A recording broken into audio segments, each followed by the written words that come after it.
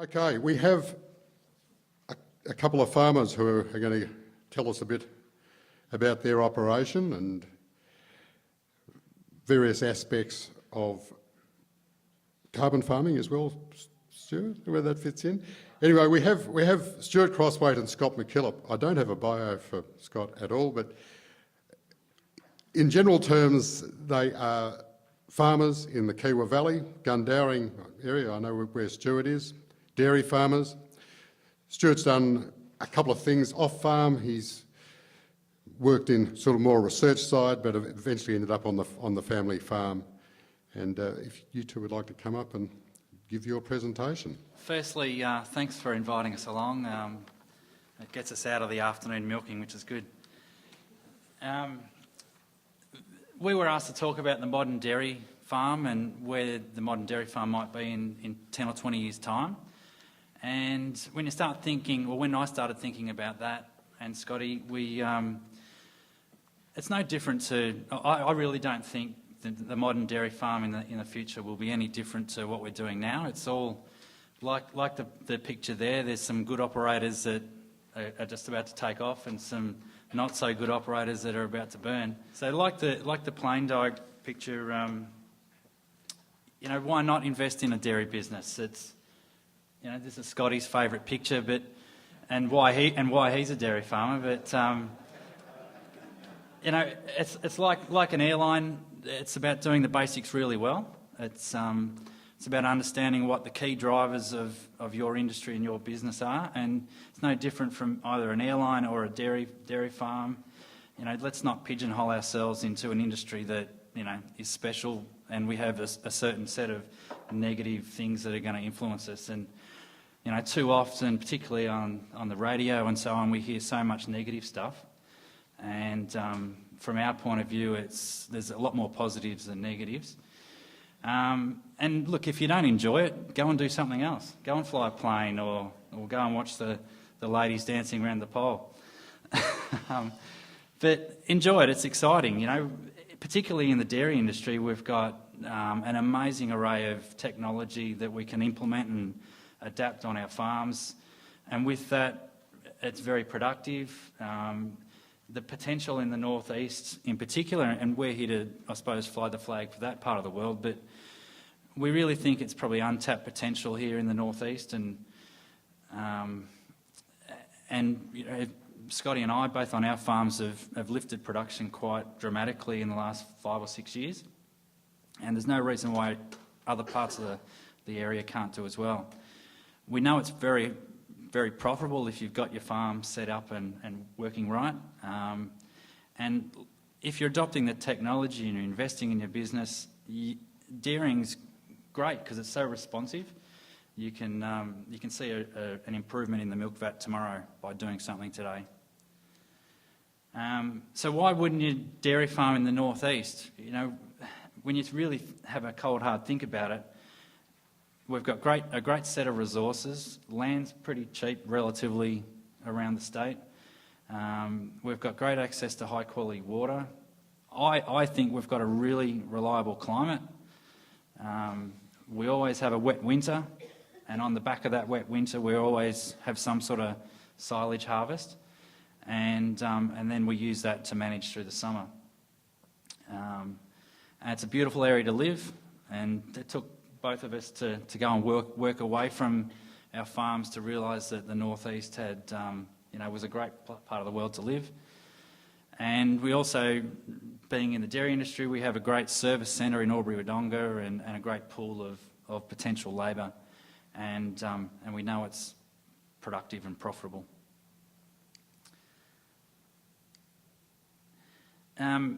So getting back to what the modern dairy farm will be, today's dairy farm, or tomorrow's dairy farm, will have a similar set of figures like this that we think, undermine what a really profitable dairy farm is today. So today, we need to be getting around that 550 plus kilos of milk solids per cow per year, which in litres figures is around 7.5 plus thousand litres per cow per year. Per cow pasture consumption, so this is a figure that we want to see the cow's diet made up predominantly of pasture.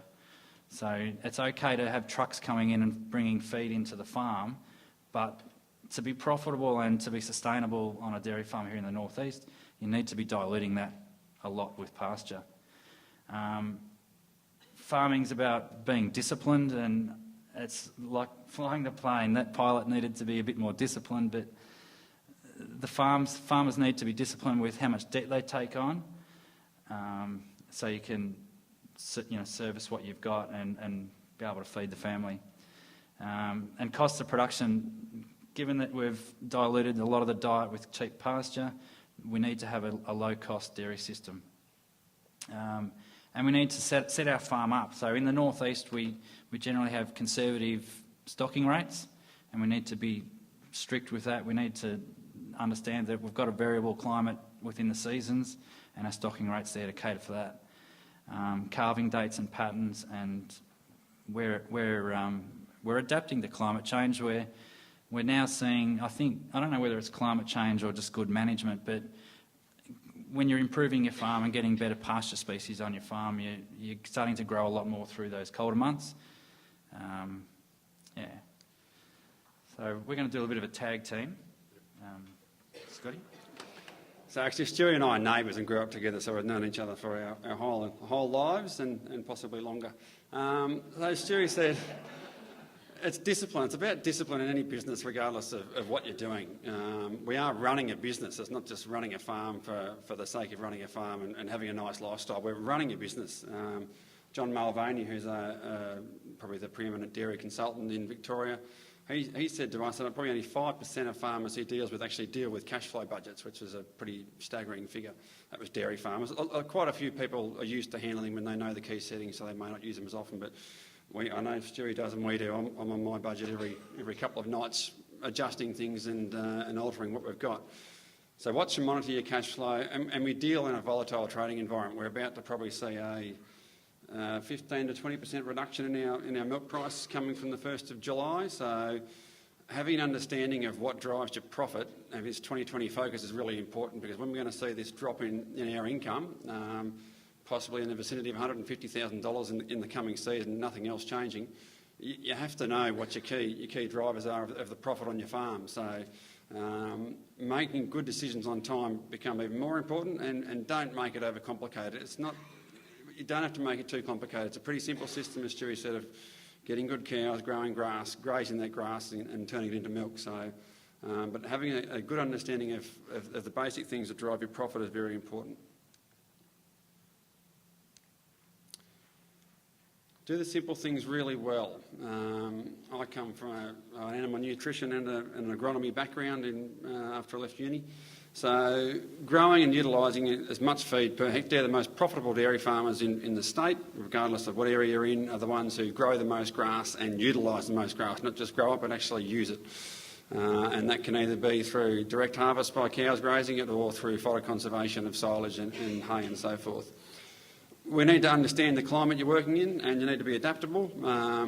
Understand the soil types on your property, understand their strengths and weaknesses. Set certain parts of your farm up for winter production according to how well the soils are drained, whether it's a red soil, a dark soil.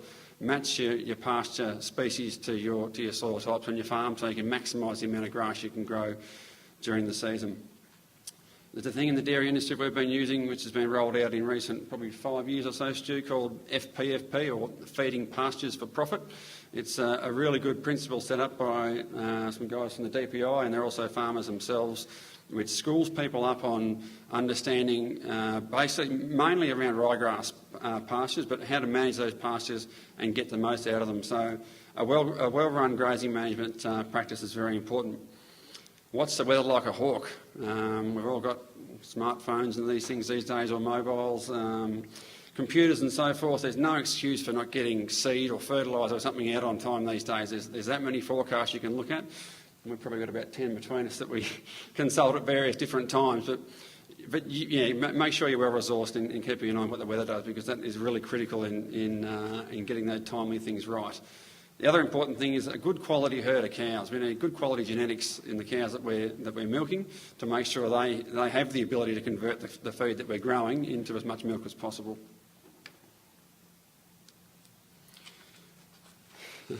I think sometimes there's this little comic shows here, cows are smarter than we give them credit for.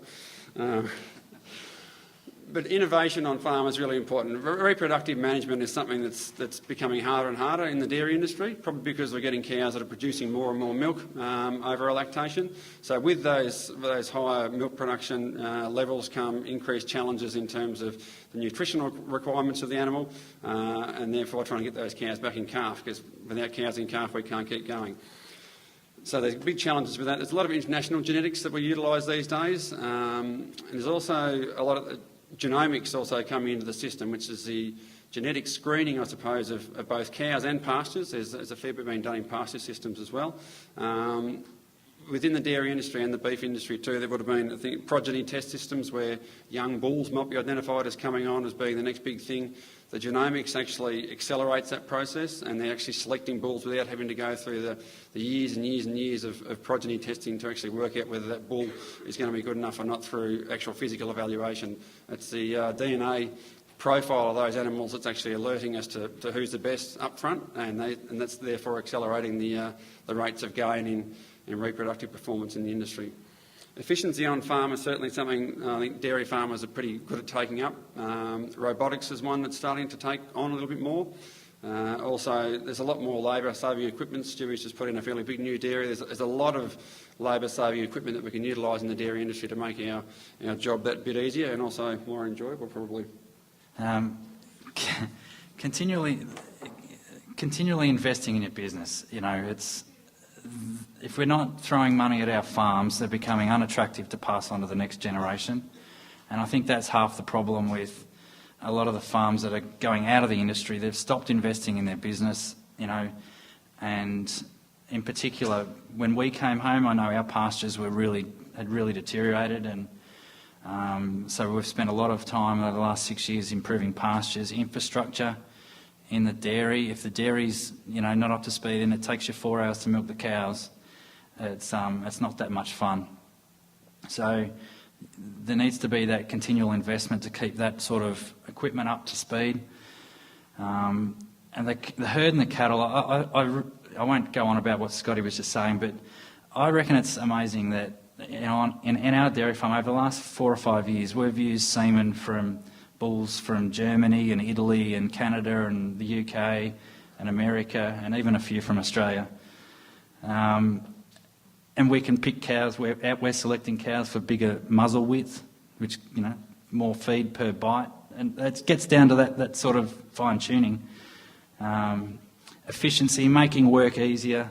We've just invested just over $1 million in a new dairy, and we've primarily done that to make life easier and give us a little bit more, work-life balance. Succession and business structure, there's some, the previous governments have set up some amazing rules with superannuation and so on, and tax to be managing your business. And I'd strongly advise anyone that's, looking to move their business onto the next generation or to someone else, there's some amazing structures out there to investigate. And something I talk about is, some farmers get a bit carried away feeding the best pellet or grow the best ryegrass. I reckon finding the sweet spot between the per hectare stuff and the per cow stuff, and the work-life balance. It's pretty important. Something that as we get bigger and bigger, we're finding we have to rely a little bit more on human resources, and it's getting harder and harder to find decent human resources. So a few of the key messages we wanted to say today was, a successful modern dairy business is about surrounding yourself with good people, and don't rely on doing everything yourself. And, there are contractors out there to do certain jobs that we get in to do things.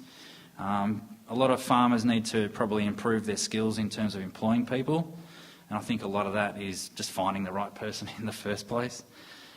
Retention of staff's commonly an issue, and being a good employer. And yourself, just within yourself, make sure you listen to everyone and take some advice on. Don't think you know it all. I'll keep moving because I know we're running short of time. Dairying in the northeast, we know dairy is about a 3 times better wealth creator than any other grazing alternatives. So why aren't people growing, expanding and looking at the northeast? And to be honest, I can't really understand. I can't really answer that. But I can say that, don't underestimate people. I think, the more and more it becomes exposed, how profitable it can be, people will follow those opportunities and chase it. And the current climate of those feeding pastures for profit courses and DBNs, which is dairy business networks, provide the core skills that farmers need. And on the back of those, over the last sort of 6 years, we've seen motivation, enthusiasm and investment levels growing. And particularly, the Midder Valley is a good example. We've seen the Midder community actually come to Murray Goulburn and say, we need dairy back. We've seen services decline and we need dairy prospering because it employs people, it spends money in the community as well. And growing dairy, it's, I think, little bits, bit by bit, and I think in some corners of the area we're talking about, changing culture and doing things in a different way. As Stewie said, attracting the right people to seek a career in dairy industry is sometimes difficult. We've both been involved in a system called Cows Create Careers, where we give calves to local high schools and students rear those calves and have them for 3 weeks, and we go and give presentations and so forth. It's a good way of getting another positive message out to the community. A lot of those kids are city kids, or town kids, I suppose, so they enjoy the hands-on process of actually getting out there and getting a feel for what we do. So it's hard to change those perceptions, but I think through some of these types of things we can address some of those barriers to growth that might see a greater development of the dairy industry in the northeast. Sustainable dairy farm, I really like. I'm glad Snow said it was hard to follow on from Mick, but it's harder to follow on from a professor. But what we're saying basically is that profitability and sustainability have to go hand in hand. We have to be profitable to be sustainable, and that is from a business point of view, an environmental point of view as well. So if the land and the farm is not healthy, then it's not productive. So as custodians of the land, we have to look after the land to pass on to our next generations. I'm 5th generation in our region, and Stewie's probably 4th. So it's important that we pass on the land in as good a quality, or preferably better, than the way we were handed it as youngsters. So a well-run farm, waterways fenced off, stock need water reticulation, shade resources in the summer to keep them healthy and cool. And we also have to comply with a lot of regulations, whether they be EPA and so forth. So we are a fairly heavily regulated industry. In terms of energy use, it's in our business interest to reduce it. And I think, just from listening this afternoon, certainly I think what we can do directly ourselves, rather than the sequestration type arrangements, cutting our own costs with physical things that we can do on our farms that stay on our farms, I think are much more useful than on the speculative market of whether the carbon price is going to go up and down. So things like solar, variable speed drives and vacuum pumps and these types of things that cut our energy consumption and our power use, reusing and capturing heat, some of these types of things. And there's also industry research happening on lowering cow emissions, as Mick alluded to, but also recycling of nutrients and managing those nutrients better. So the sustainable farm, just to finish it up, and trying to get this family farm continuing in the region. The succession farming issue is certainly a difficult thing to tackle. It can be for some. It's a hard road to go down. It can take 2 or 3 years, but it's certainly worth it in the long run. And there are some new ways and innovative ways of seeking some of the alternative business structures, such as share farming or leasing or putting a manager on or some other means of making sure the farm you have, if it is currently a dairy farm, can continue to be a dairy farm in this area, because as Stuart and I both enjoy doing what we do locally, and we'd like to see the industry continue to prosper into the future. So that is all we have for you this afternoon. Thank you.